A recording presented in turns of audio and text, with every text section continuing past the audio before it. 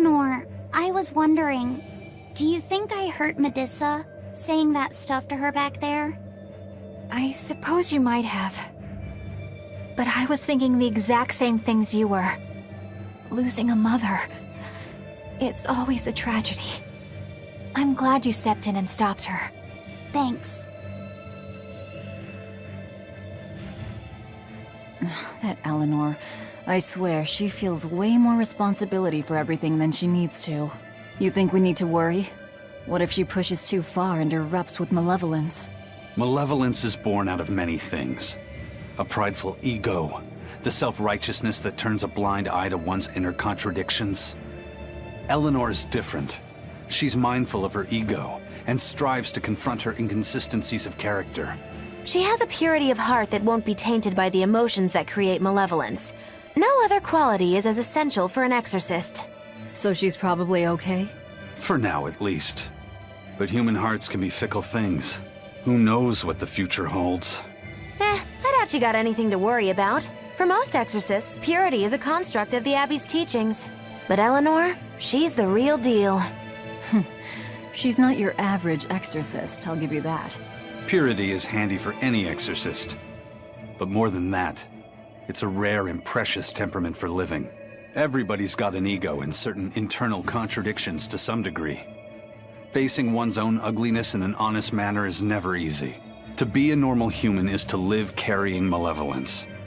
It's just how much you let it control you that varies. I guess malevolence might just be a fact of life, huh? But Artorias can't accept that.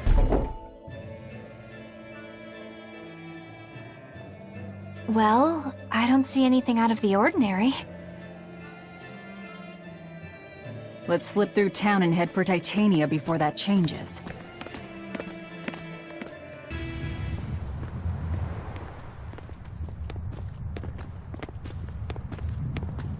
So this is your secret hideout. Once I get free, he won't stand a chance. You all had better sleep with one eye open. Look how worried I am. Welcome back! That's Kamoana. She's the same age as Diana. Did the Abbey really turn someone so young into a Therian?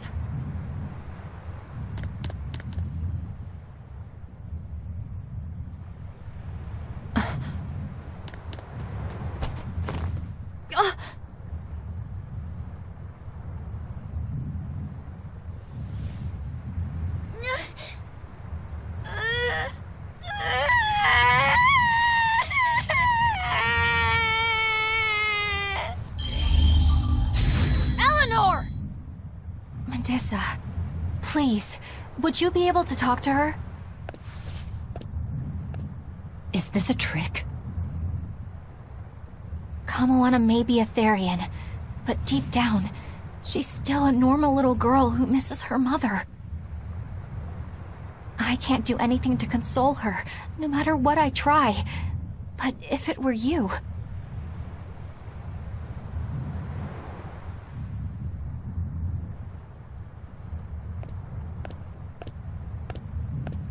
You okay? You can call me Medissa, all right? Do I scare you, honey? A little, but not as much as Velvet and Dial. But don't you think I'm scary? I had a bad dream earlier. My mommy said I looked scary and that she didn't want me anymore.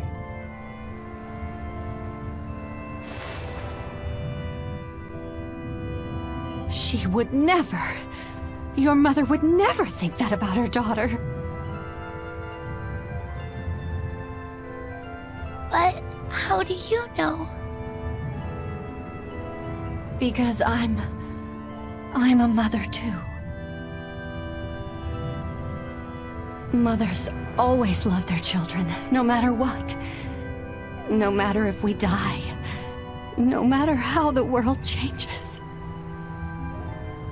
there's nobody who loves you more in the world than...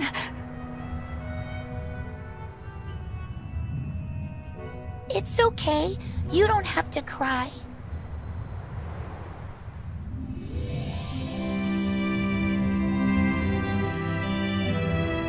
I hope Kamawana and Medissa won't have to feel so lonely anymore. Yeah, trying to stop the waterworks gets old fast. Listen, if it's not too personal, was your mother, She's dead. I lost her when I was even younger than you. Oh. I'm sorry to hear that. It's fine. It just means we've got things in common. So no feeling sad and alone, okay? Oh no, I'm fine. I don't feel lonely or anything, I swear. What's gotten into you? You're so strange sometimes. No, I'm not. Eleanor, I'll have you watch over Kamawana and Medissa. Yes, of course. I'd be honored. Thank you. Are exorcists supposed to be so polite to a grand poobah of calamity or whatever? Sure, why not? Besides, the Demon Lord ought to not trouble herself over such trivialities. Velvet, Grimoire's calling for you. She says to bring Laphicet and meet her at the observation tower. Got it. We better get going then. Hey, do you all have mothers? Where'd that question come from? Well, after hearing that Velvet, Kamawana, and Eleanor all lost their parents, I just got curious. My mother was a strict, frightening woman, but she died a long time ago. I see. I have no parents either. But the wicked witch who took me in said I was born from a peach that floated down the river. Coming from you, I'd almost believe that. And you, Aizen? We Malakim are formed from untainted mana. Sometimes humans are reborn as Malakim, but they retain no memory of their previous lives. In other words, we don't have blood relations like humans do. I see. By the time I was aware of anything around me, I was already tethered and being called number 2. I suppose having no mother means I don't have any memories before that. I told Medissa that losing a mother is painful, but I can't know how painful it is. Go easy on him, Aizen. He's just a kid. I'm just telling it like it is. But listen to me, Laphicet. You can share deep connections with other people, even if you don't have a biological family. Malakim, too, can form precious bonds. True friendships, even family. That's right. Your words wouldn't have stopped Medissa if they weren't true in your heart. You really think so? I'm sure of it.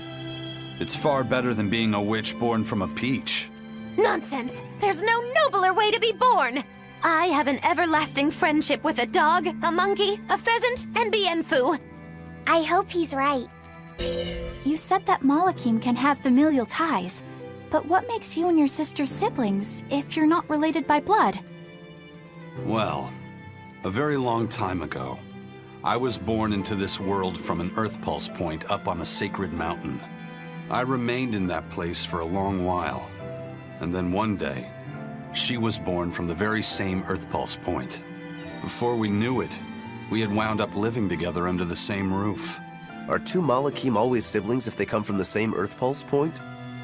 No. The other Malakim were born there, but I never felt like they were my family.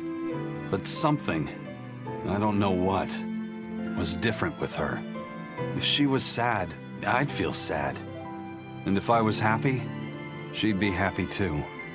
She can be abrasive, but when she smiles, it's like nothing else. I swore to myself that whatever happened, I would protect her. I made a pendant from a stone on that sacred mountain, and gave it to her as a lucky charm. Of course, she just wears it as a necklace. And your pendant?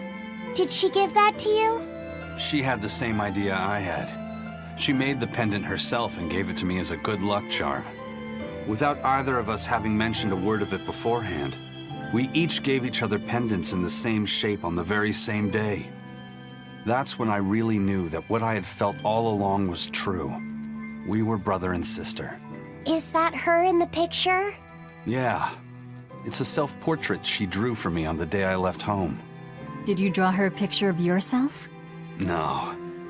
I don't exactly have an artistic side. Well, I'm sure that if you looked inside her pendant, you'd find a portrait of the person who matters most to her. I hope so. Yeah, and it would be nice if it was you.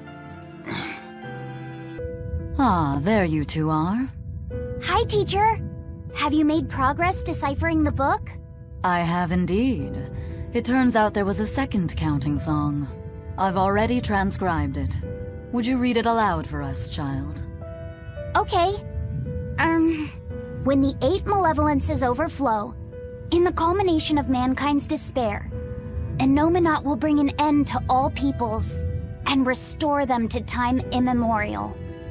4 Empyreans shall wield a wrathful sword and cleave the great devourer, 2 asunder to sleep beneath the earth, as scarlet moonlight illuminates the evil.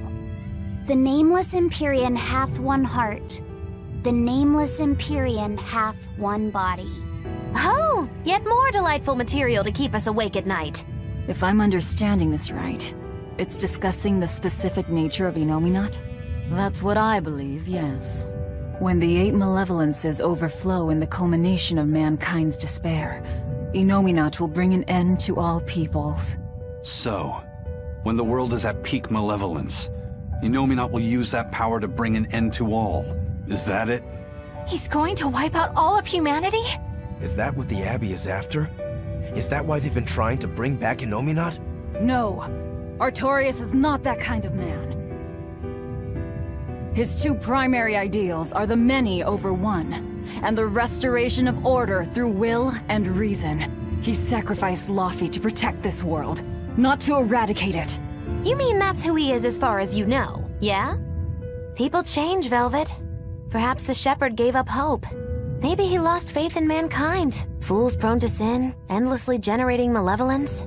He's not like that. If that's all true, then what point was there in Laufey's death? Is there anything else in that book? Yes and no. This copy itself is incomplete. There ought to be further pages, but they're missing. For now, I've done all I can. There must be an original somewhere, right? Without it, I doubt the Abbey would be plotting Innominat's revival. We can be sure they have complete understanding of their Empyrean's nature. But this was the only copy in the royal villa. If the original is out there, who knows where it could be? It's getting pretty late. Why don't we call it a day? Yeah, let's get some rest. Hey, Laufey, Medissa let me sleep in her bed last night. She's warm for a snake lady. That's great. She's gonna help me take a bath now. You should come join us too. What? I couldn't. It's okay, I don't mind at all. Hey, Kamoana. Did you know? Dial started to grow a brand new tail. Wow, really? I wanna see. He's up at the observation tower. Let's go see! Medissa, you too! All right. But don't run, or you'll trip.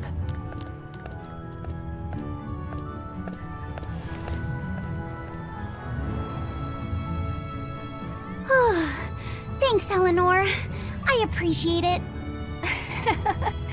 Having some girl trouble, my little Malik? I'm just glad Kamoana and Medissa are starting to feel better. Yeah, they both still have a long way to go, but it's such a relief to see them smiling. We've got bigger things to worry about. Hurry up and locate the next Earth Pulse point. Right. Okay. Must you always be so blunt, Velvet? I must, in fact. We're up against the Abbey here, and sooner or later they'll find this place. That's true, but still. Do we go find another hideout? No, we'll keep on the offensive. We'll capture the remaining Therians before the Abbey finds us. As a swordsman, I can respect that mindset. I'm not so sure we could hold this place anyway. We've got no obligation to. I found another Earth Pulse point. It's in the eastern part of Eastgand, I think. But that's... All right. We're headed for Eastgand. Then our first stop should be Port Taliesin. When mankind's despair reaches its pinnacle, Innominat shall reach out and bring an end to all. So that song bothers you too? No matter how many times I read it, I don't see any good in it. Understanding that ancient tongue is difficult, right? Perhaps there's another interpretation? Maybe the end to all actually means an end to all human suffering, for example. That is a possibility. But we're far too lacking in material to know anything for sure. We need the other half of that book, or some other text on Innominat. We don't have the time to search for it. Wouldn't even know where to start looking. And don't forget that that book is just a copy. Whoever transcribed it might have made an error, too. That's an unexpectedly sharp insight coming from you. I'm an expert at errors. When Miss Magilu made me copy magic tomes for her, I did it pretty half-heartedly. Didn't that cause a lot of problems? Well, when she tried to cast a spell from one of the tomes, the spell exploded in her face. It's really her own fault, though. She told me to copy 100 books in 3 days! That's impossible! Oh, how cruel! Cruel is right! That witch is a real devil, I tell you! A slave driver! Bien Phu, let's go somewhere a little more private, shall we? Miss Magilu! Hush now. There's no need to worry. I'll make it a half-hearted punishment. Grimoire always looks like she never wants to do any work, but despite all her grumbling, when she starts a job, she gets it done. And quickly, too. She's frank, but she still takes care not to say anything to hurt anyone's feelings. I have to say, I like that in a woman. It's charming. Well, sorry if I'm inconsiderate and charmless then. I didn't mean it like that. You're all still so young and have led different lives. Can't fault you for being you. Well, if you're saying we lack a certain air of maturity, I might not disagree. That's for sure. It's true Lord Artorius has scolded my lack of composure at times. Although I do get the impression that Grimoire has been dependable like that since she was young. And it's a good impression at that. Old Grim's been that way since the day she was born. I hate to admit it, but her combination of insightful words and deadpan expression has charmed the hearts of many a Moloch. At her peak, she had a fan club 8,848 members strong, and her dinner shows would sell out the day the tickets went on sale. Molochim came by the droves to doze off listening to her live readings of ancient books. Wow! I had no idea she was so popular. Yeah, she's even a regular feature in Who's Who Among Norman. Now that I think about it, I could see how a person could interpret her lethargy as patience and her vague dispassion as maturity and poise. Compared to her, I'm just...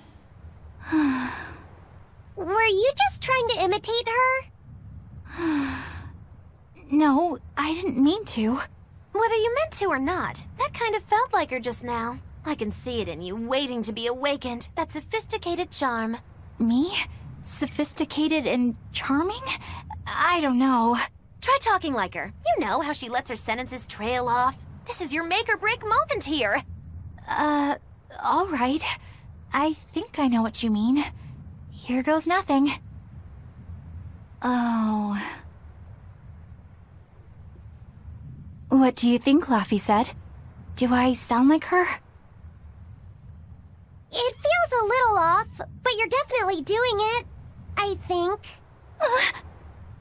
Aw, you don't have to grow up, Madam Eleanor. You're cute just the way you are. You stay out of this, Bien Phu! Not that I really care, but who ended up winning the fishing competition when we were trying to catch a Therian? Man, that was a while ago. I lost because I came away with nothing. No, it was a draw. As I'm sure everyone remembers, all I fished up were octopus demons. We were competing over who would catch the Therian. Demons didn't count, so my score was 0-2. No, the loss is mine, and I'm not giving it to you. That's not just something you can up and decide like that. In fact, by fishing up those octopus demons, I put everyone in danger. That should count for negative points. I lost. Who cares? It was all in fun. I care. Every competition must have a winner and a loser, no matter what. That's just how I see it. Yeah, I'm with Eisen on this one. It doesn't do anyone any good to make the final results murky. I can't believe I'm going to do this. Eisen, your curse would mean that the odds were stacked against you from the start. That doesn't make for a fair competition, does it? Yeah, she's got a good point. We'll just have to settle the score some other way. What can you guys do? Play cards? Chess? What? Cards are a no-go for me. I'll just end up drawing jokers. And I can play shogi, but I don't know chess. Then what about arm wrestling? Would that work? Whoa, whoa! Having a demon and a Moloch clasp hands is just asking for trouble with malevolence. You're both adults, so why not a drinking contest? That's it! If we have a drinking contest, we'll be able to compete on an even playing field. Yeah, I don't see anything wrong with that. I'll have the crew bring out the drinks. Well, that's one way of resolving it, I suppose. Whatever gets it done. I'm not gonna complain. If you guys are gonna have a drinking contest, you're gonna need some tasty snacks to go with all that alcohol, right? Definitely. Let's go out and fish us some snacks. Yeah, let's take out the little boat. We can even pick up where we left off our fishing competition. Didn't we just figure out he can't really fish? We were just about to finally resolve this mess. Why'd you have to go and stick your nose into it? What? Why are you yelling at me? I didn't do anything wrong! This purity is a construct of the Abbey's teachings. But Eleanor, she's the real deal. She's not your average exorcist, I'll give you that. Purity is handy for any exorcist. But more than that, it's a rare and precious temperament for living. Everybody's got an ego and certain internal contradictions to some degree. Facing one's own ugliness in an honest manner is never easy. To be a normal human is to live carrying malevolence. It's just how much you let it control you that varies. I guess malevolence might just be a fact of life, huh? But Artorias can't accept that.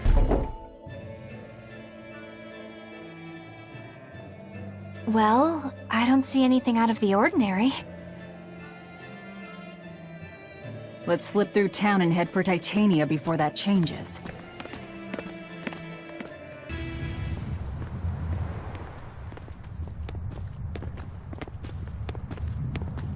So this is your secret hideout. Once I get free, he won't stand a chance. You all had better sleep with one eye open. Hey, Eleanor. I was wondering, do you think I hurt Medissa, saying that stuff to her back there? I suppose you might have. But I was thinking the exact same things you were. Losing a mother.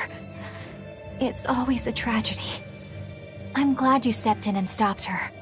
Thanks. That Eleanor, I swear she feels way more responsibility for everything than she needs to. You think we need to worry? What if she pushes too far and erupts with malevolence? Malevolence is born out of many things. A prideful ego, the self-righteousness that turns a blind eye to one's inner contradictions. Eleanor is different. She's mindful of her ego and strives to confront her inconsistencies of character. She has a purity of heart that won't be tainted by the emotions that create malevolence. No other quality is as essential for an exorcist. So she's probably okay? For now, at least. But human hearts can be fickle things. Who knows what the future holds? I doubt you got anything to worry about. For most exorcists... Look how worried I am. Welcome back! That's Kamoana. She's the same age as Diana. Did the Abbey really turn someone so young into a Therian?